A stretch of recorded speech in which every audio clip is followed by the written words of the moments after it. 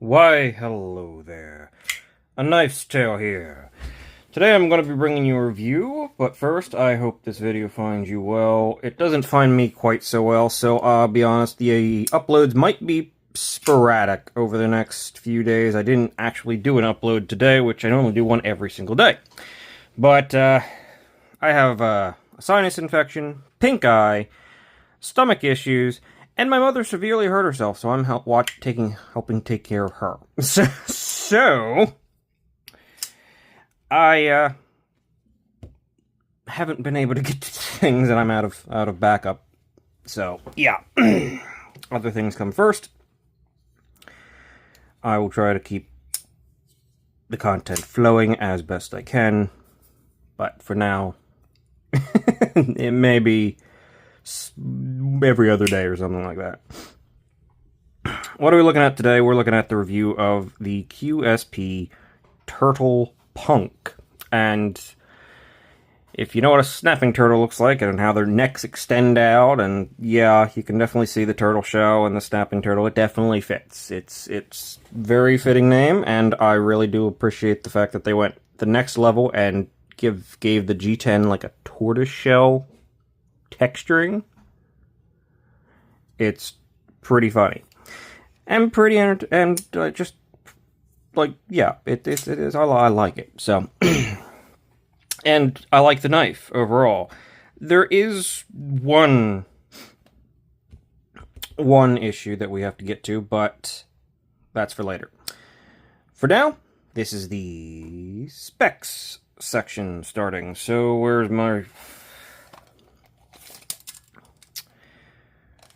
my measuring tape? 3.5 inches of blade, 8 1/8 overall, 4 5/8 handle length. Alright. Comparisons to our resident comparison knives, the Civivi Elementum and the Civivi Conspirator as our small and full-size knife, respectively. Hold on one second, I think the dog's getting into something now. For once, the dog was not getting into something.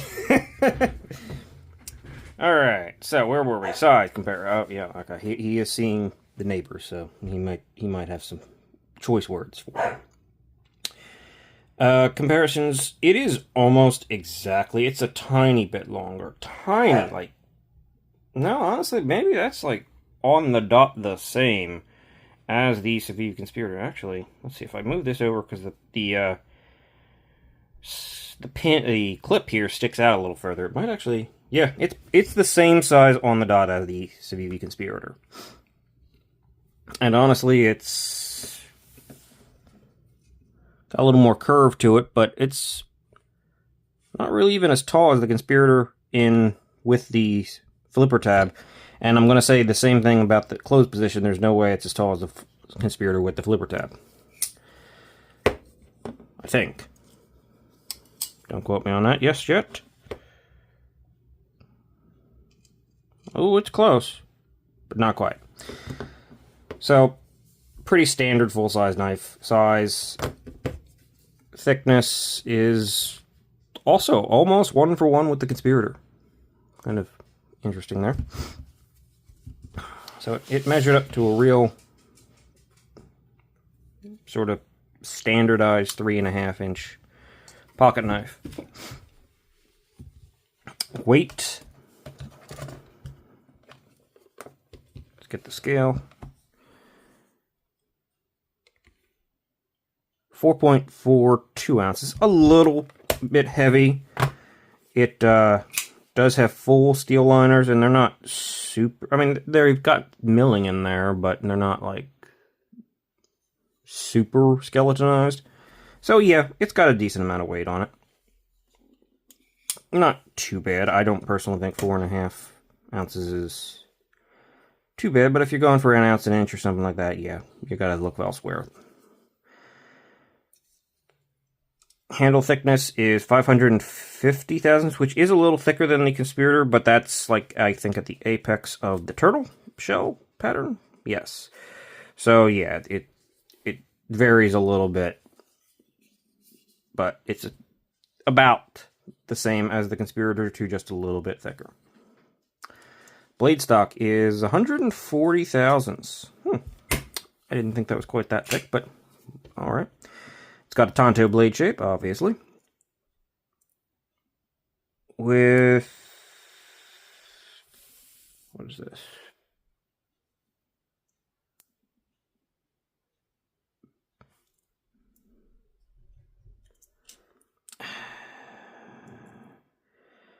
Uncooperative is what it is. Uncooperative.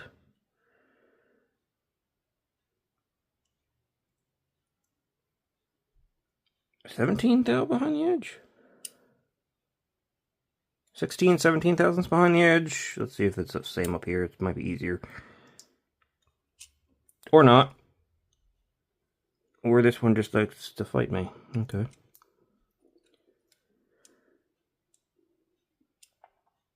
Oh no, it's like 19,000 up here. It's a little bit thicker at the front of the Tanto. 17 thou. It's not bad. It's not like super slicer, but it is a full flat grind. So, well, I mean, there's a tiny bit of swedge here, but it's basically a full flat grind. It does cut decently well. I will say that the edge that came on this is, I mean, it's budget knife kind of territory edge. It's not bad, but it's not amazing.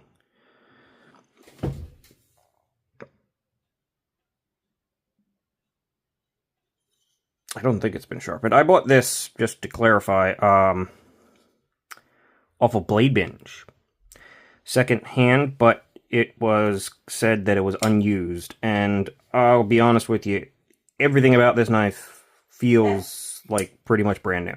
So, I don't think it was used. I mean, maybe the edge was touched up, but if it was, then it's already lost some of that edge. It kind of feels pretty standard for a factory edge, so I think it was pretty brand new. Hardware check, moving on. T8, T8, T8. Everything on this knife is T8. Love to see that. I have disassembled it, just to clean it up inside a little bit, and it was pretty easy. And the screws were solid, which I've had issues with the screws from QSP before, so I enjoyed seeing that.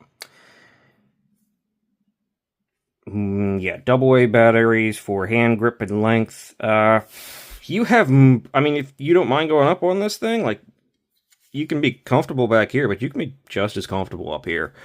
You have a lot of grip length on this knife, and a lot of freedom to move around. Despite the looks of it wanting you to be here, it's very comfortable in the hand. It's got decent ergos. I will talk about one thing once we get out of the specs section, but again, that's a different section. So let's just finish up, and we are finished. We are finished. As you can tell, I'm not completely here today, but we are finished. Specs over. That's for me. For later, I'm going to timestamp this thing. I've done a couple videos now with the timestamps. I think I actually forgot my last video to timestamp it, but whatever. I'll get on that. All right. Drop point Tanto. Sort of, there is a little curve to this, so I guess that's not really an Americanized Tanto, but drop point Tanto with a tip for the Tanto and the secondary tip, both easily accessed, full flat ground blade. There is some jimping up here that actually functions. The sharpening choil and plunge grind is a little bit difficult here. I do think it could be better, but I don't think it's... No, I guess it's about here. It's fine. It's not touching the edge, and even though the stop pin is behind the edge, as you can see, it is reasonably far away. You should have no problem. It actually hits back here at full thickness, so you should have no problem cutting in a little bit of more choil as time goes by. Thumb stud action only on this knife. It is on bearings. QSP logo here. I mean, I'm not a super fan of the QSP logo, but it's at least relatively kept small, though, of course, I think this is like a QSP marker too, which I don't know why they need both, but 14C28 blades, 14C28 and blade steel. Now, one of the most interesting things about this particular variant is, and they don't all have this, but this is obviously got a finish on the blade. And I think they call it the champagne. Let me just double check here. Yes, they call it a champagne finish, and I can kind of see it. It's brown. It's like an antique bronze, but if you actually like look at it, it's got like just a little like, I don't know, metallic underpinning of a gold maybe.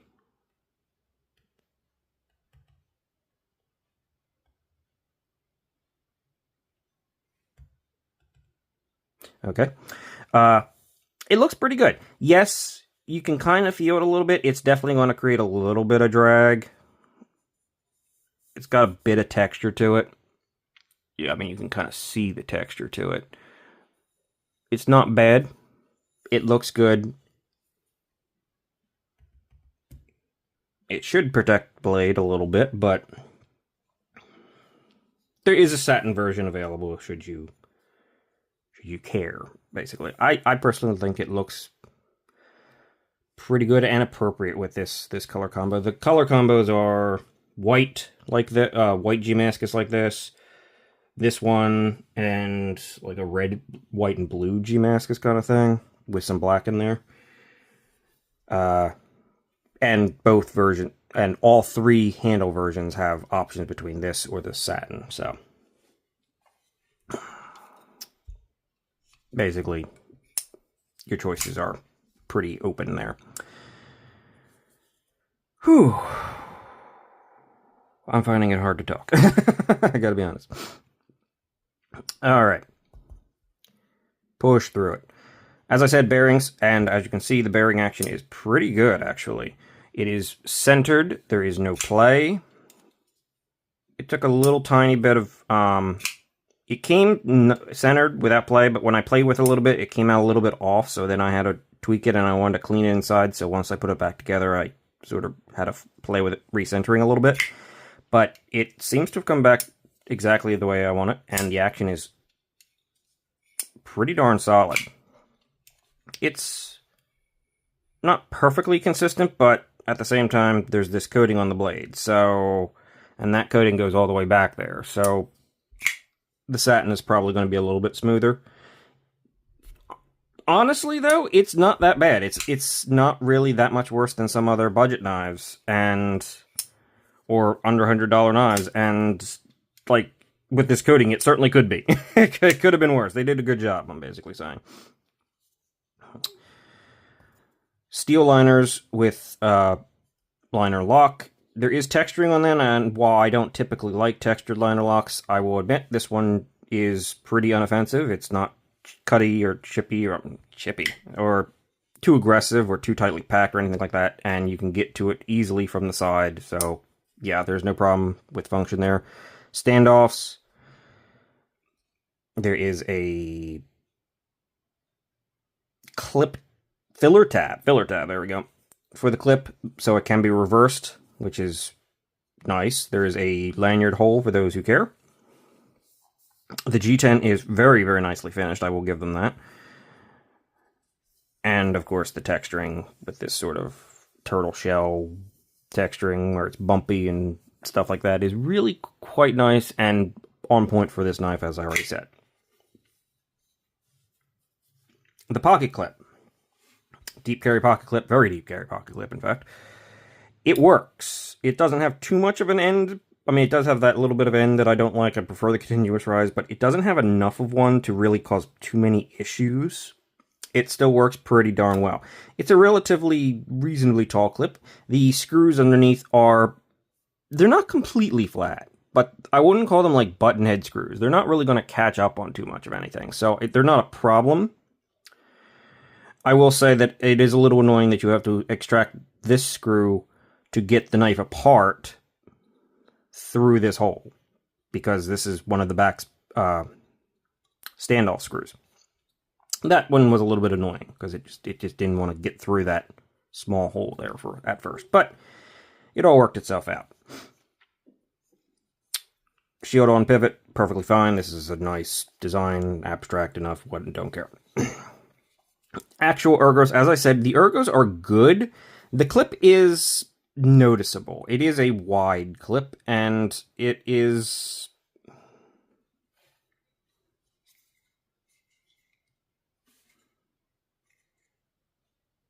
it's about as optimally placed as I think they could for this clip. You can definitely feel it. I don't really feel anything uncomfortable about it. It sticks out just a little bit. You can definitely feel it a little bit, but it's not bad. It's probably about as good as you can get with this like larger size clip that actually has a decent amount of space underneath it. So I'm not actually going to complain about that. That is pretty reasonable. And again, the lanyard hole, for those who care, is there. So overall, this is probably one of the best knives I've ever experienced from QSP. I've now experienced an original Penguin, a Glide Lock Penguin, a Hawk, which was the worst knife I've ever experienced, and one other knife from QSP, the name of which I can now remember at the moment, and they were, until the Glide Lock Penguin, which was relatively recently, you can see the review on that one, they were all really terrible. My original Penguin was the only one I kept, and it was not good. It was all screwed up, multiple washers came in the pivot, and the whole thing was just a mess. And that was the better one. So far, the Glide Lock Penguin, in my opinion, definitely redeemed them a bit. It's much better. I still have it. It's a good knife. It's just a little off-center, I think, the grind. But beyond that, it's pretty darn great. The price is really good. This is probably the best quality knife I've gotten from QSP. It's doing everything fit and finish right. The one area where this knife kind of confuses me is the price tag. The Turtle Punk here... now, again, remember, I got mine off Blade Binge. I got mine for 60 bucks, I believe. 100%, this is a wonderful knife for $60. This is a great knife. However, standard price point for this knife is not $60. It is not a budget knife, in fact. The standard price point for this, in the satin version, is $88, and with the champagne coating here, it's $92.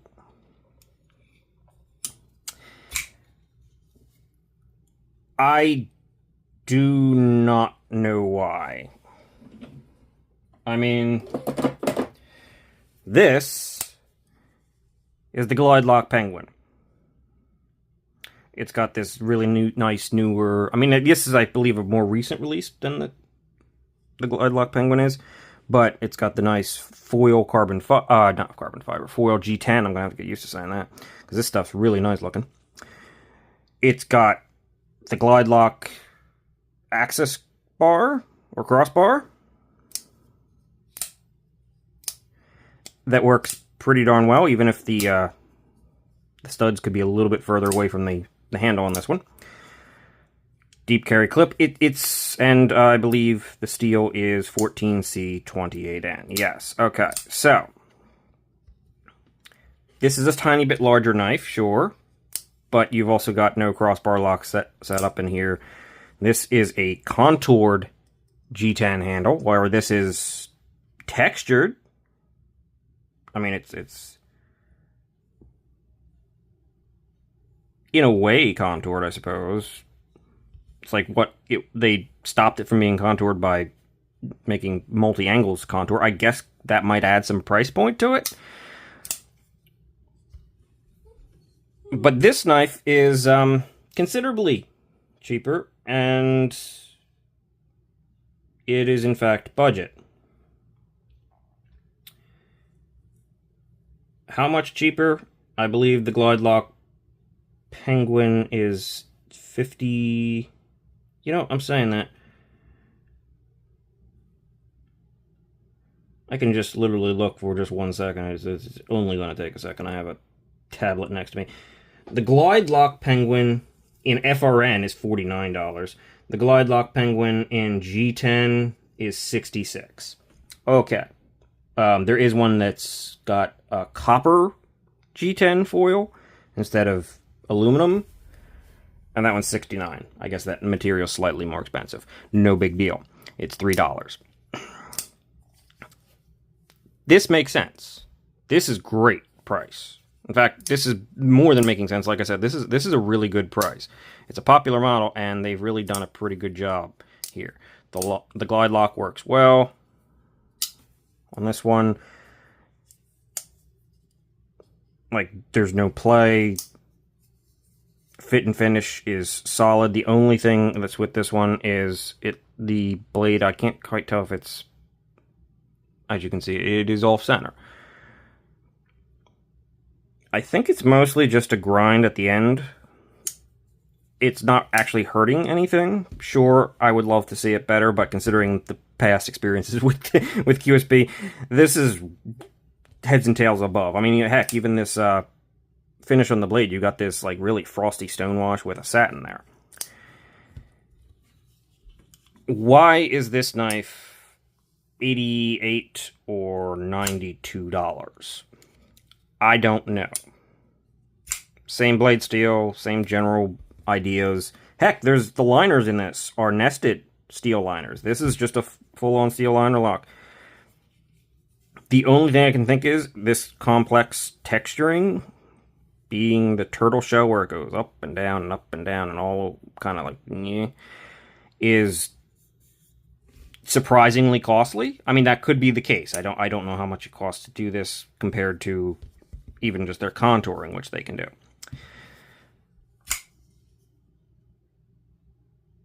But really, if this knife was where it should be and probably about the same price as this knife, it would be a home run.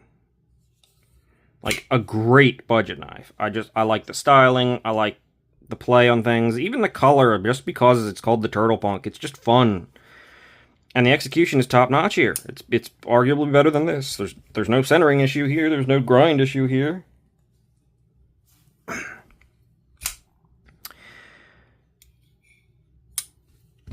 And honestly, with this thing being just a plain liner lock, I would kind of expect this to be like $60 and this to be the $66 knife.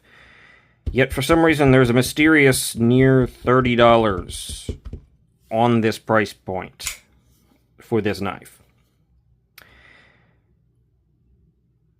For that reason, it's not a budget knife, and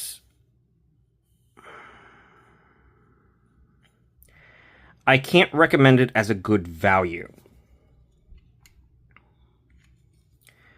However, it is a pretty good knife. If you like the aesthetic, if you like just the play on things, you really want to go all the way with this interesting coating and everything like that, you're not going to I mean, it's good. It's just too expensive. So, I mean, I'll link it down below, but I don't necessarily think I'm going to put this in, like, recommendable mid-tier, because it's not. It's not a budget knife, and it should be. Which is unfortunate, because I really do like the knife, and I really like what they've done here. Like how it sort of pinches together here and gets wider again. It's a fun knife that I really am happy to have, and I've enjoyed it. And it's snappy, good. But we definitely need to figure out the pricing here, because this doesn't quite make sense to me. So, yeah, unfortunately, I can't say I'm going to recommend the Turtle Punk, but you're not going to go wrong with it if you really want it, right? You can do better with this knife. It's smaller, but you know what I mean.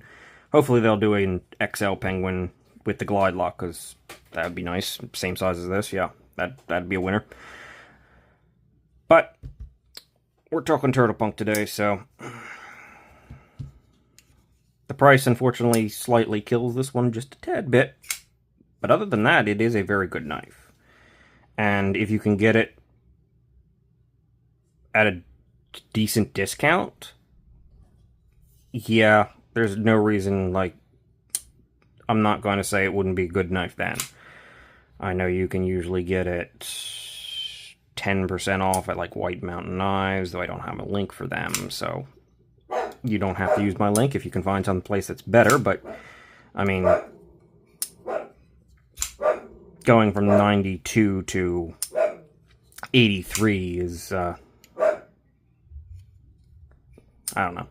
Just watch out, look for this one discounted. Honestly, it probably might, I mean, I'm going to link it to Amazon. They've had some decent discounts lately that I've noticed. Coupons and stuff attached to some of their products. Just keep an eye on it if you really want it.